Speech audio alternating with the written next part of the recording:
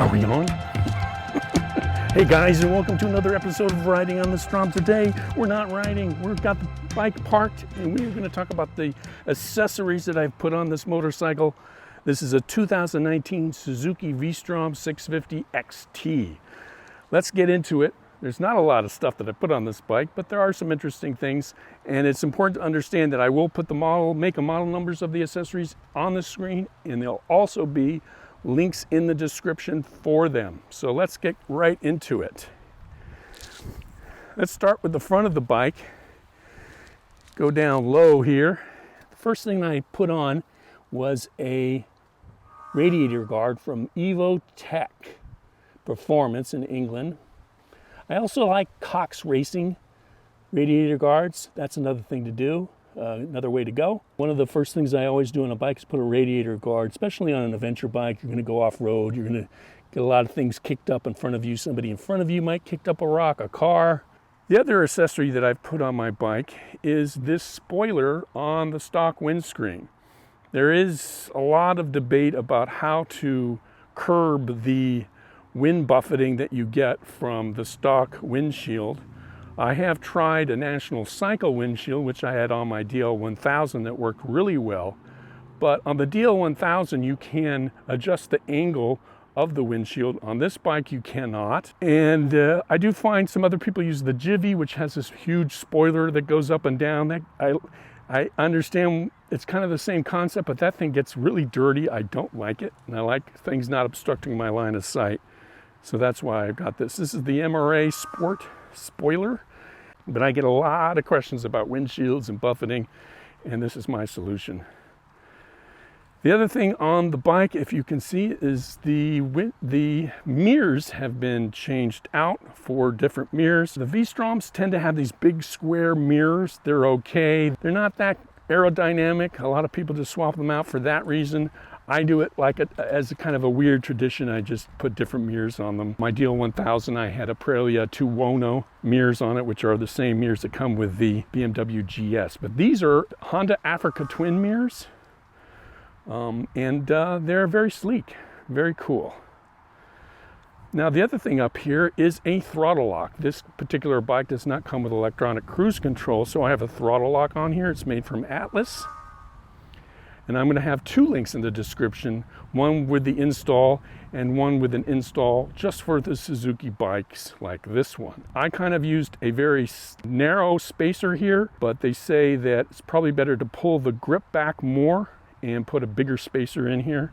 Works pretty well. I do think that I did make the mistake of putting it on and it was working fine. Then I took it off to adjust the angle of it, and now it slips a little bit. But with that said, it still functions the way I wanted to do to give me a break from the throttle grip. I tried the one on the end. My other bike, I did not like it. So this is the Atlas throttle lock. And you just push a button to set it, push a button to release it.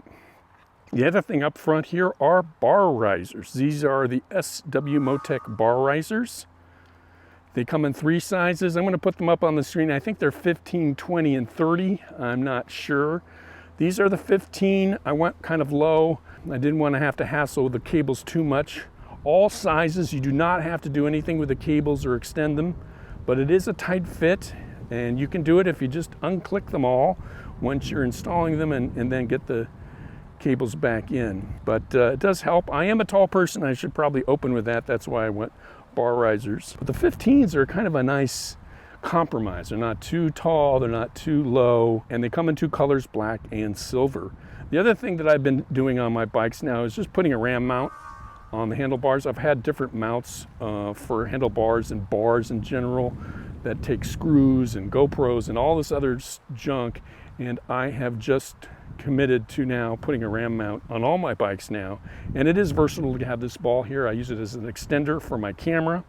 I also have a phone mount that I put that on. I wanted to go down here and look at the engine guard. This is the stock engine guard that comes with the XT model.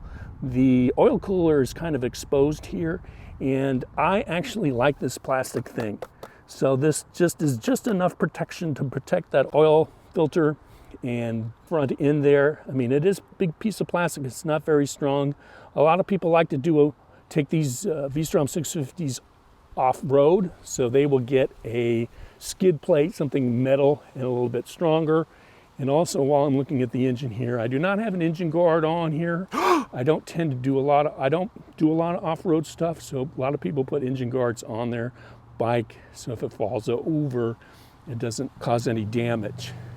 But I like to keep it light and simple. The other thing we have down here are the lowering brackets for the foot pegs. Now, I did a lot of research on this, and I looked at a lot of pegs, and I was actually going to go with some lowered pegs, but then I saw these brackets, and I feel that this is probably the way to go, especially if you're tall. I do find the stock foot pegs very high, abnormally high for a motorcycle.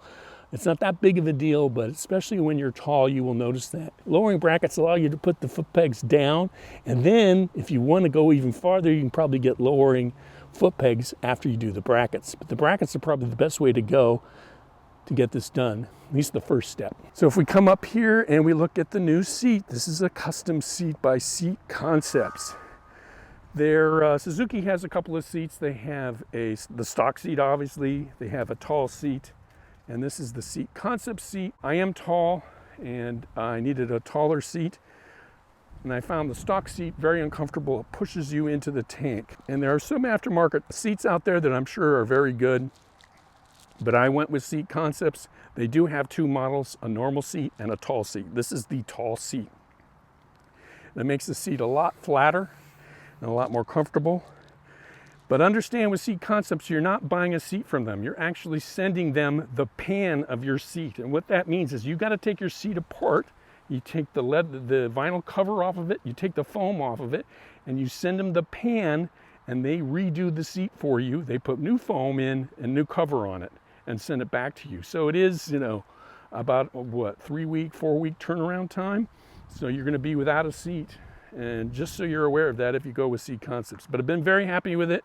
It is very hard. I do get a numb butt once in a while, but overall, I am very happy with it. Now, on the back here, on usually a lot of my bikes, I've done tail bags, and you can see my past videos, I've had a Jiffy tail bag, but I finally bit the bullet and got a top case from Shad. It's a 39 liter.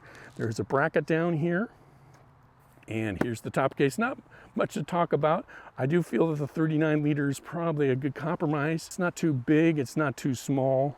I didn't want to go nuts with it, but it sure is very helpful for carrying things, and then I just strap a bunch of other stuff down. But it really is very versatile, and it comes off very easily.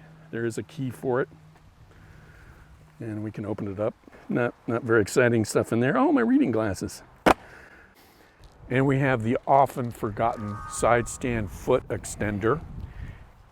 And the last item on our bike here worth noting is I got a center stand. The center stand does not come with the V-Strom.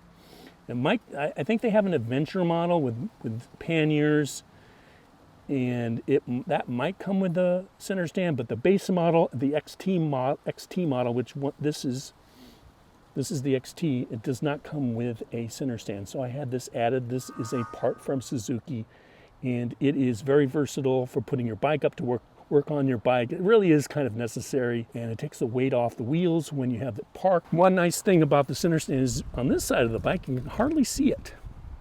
So this is the money shot, this side of the bike. This is the good side.